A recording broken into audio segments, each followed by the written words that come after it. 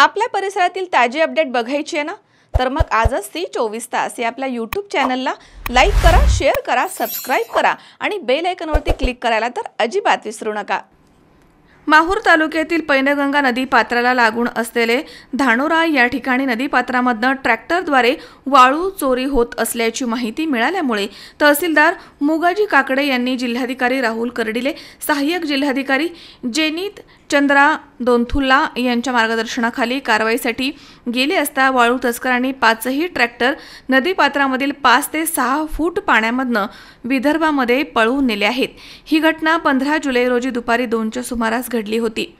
या 5 पैकी 4 tractor police निरीक्षक गणेश कराड यांनी आणून जप्त करत गुन्हा दाखल केला आहे। त्यामुळे आता वाळू तस्करांचे धाबे दणाणलेत।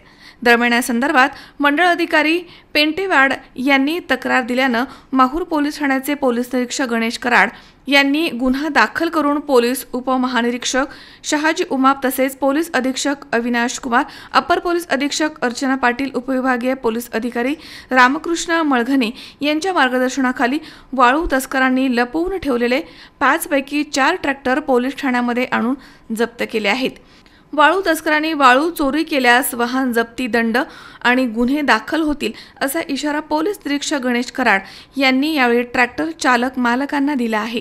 या कारवाईमध्ये पोलीस निरीक्षक गणेश कराड, सहाय्यक पोलीस निरीक्षक पालसिंग ब्राह्मण, सहाय्यक पोलीस निरीक्षक Sandeep Anne Boinwad, police head constable Gajanan Chaudhari तसेच police head constable Babu Jadhav, चालक Dnyaneshwar Bhopale, police constable Pawan Raut, Sontakke Jadhav, police head constable Pushpa Pusnake तसेच पोलीस कॉन्स्टेबल राठोड यांच्यासह पोलीस कर्मचारी उपस्थित होते। मजहर शेख, सी 24 तास, नांदेड।